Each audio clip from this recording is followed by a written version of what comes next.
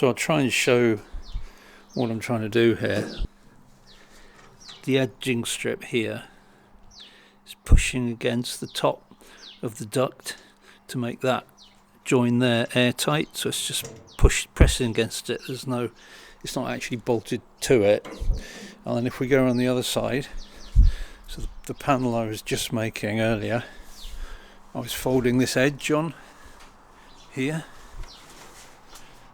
So you see this is a side panel which blocks off the side of the radiator all the way down. You can see with a bit of adjustment there's an L-shaped piece bolted on. It makes a pretty good seal up against the duct which goes under the engine.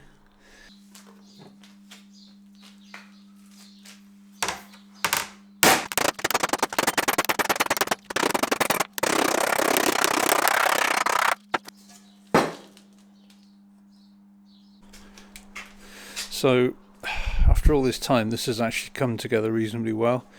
This is the driver's side, the right hand side. You can see it's all pretty neat. We've got the door seal up against the radiator. This edge is tucked around and it seals pretty accurately there, look, against the exhaust duct. I had to weld a tab on there so that when this panel went in, this bolt, I tapped a thread, this bolt was done up, it then brought this edge to line up with the exhaust duct. Right, I'm now going to talk about batteries. So if you put it there, you've got to connect your black wire to the frame, but your red wire, power wire if you like, it's got to go through the bulkhead to the relay, to the solenoid relay to go to the starter motor. So it's got to go through that panel in such a way that no matter how badly you crash, there's no way the metal inside that red wire would ever short out to the frame, otherwise you've got a complete short circuit and a battery right by your backside getting very hot. So it's better to put it the other side of the bulkhead, but of course there's no room because my L-shaped petrol tank's going there. If it wasn't L-shaped, I could have put the battery there maybe. Anyway, I've gone for more fuel, expensive space. So I've made a model. There's two types of battery. These basically, I've looked at the thinnest lead acid batteries that are available in standard sizes. There are some specialist race batteries. I don't really want to go down that route. And the thinnest batteries you can get are 129 mils wide. There is one that's 127, but you're talking about 2 millimeters difference. It's not worth worrying about. So I've made a model 238, 129, 223, and I've made some modifications to this panel to move it in about another centimetre and shorten that bolt that was sticking right out. So if we put the model in, you can see it almost fits, except for this little corner, a little corner here. I may have had a lucky break here.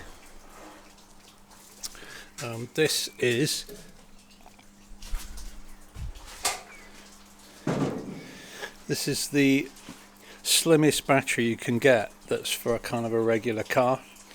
It's used in Honda Civic, certainly the 80s and 90s models. It's called a 51 type battery and it's 129 millimeters from there to there. What I've done here is I've made some mods here to get this panel about 1 centimeter further that way. So it's literally skimming the side of the radiator now. I've also trimmed this mounting back. Let's check it's not boiling hot still. And if you put the battery in exactly the right way,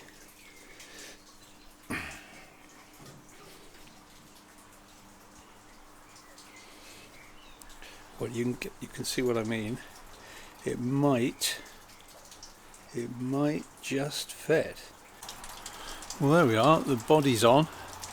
The bolts are in at far ends, and it fits. Oh, I don't know if you can see anything at all there, but we'll try at least. Amazing. Let's try zoom. If I put a battery here and I weld in the battery mount, then I can't get the side off here anymore. I can't reach this mechanism, I can't get the radiator out. So the whole battery tray has to be removable. So this is this panel, goes in the side of the rad.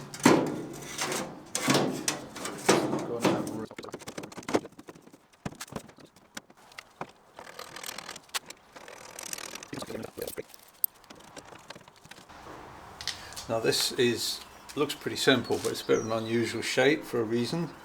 See, there's a bolt welded in, sticking out here. So basically your bolt goes through there. Right.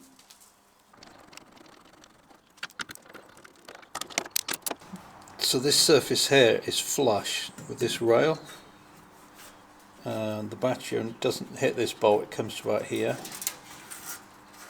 So you'll see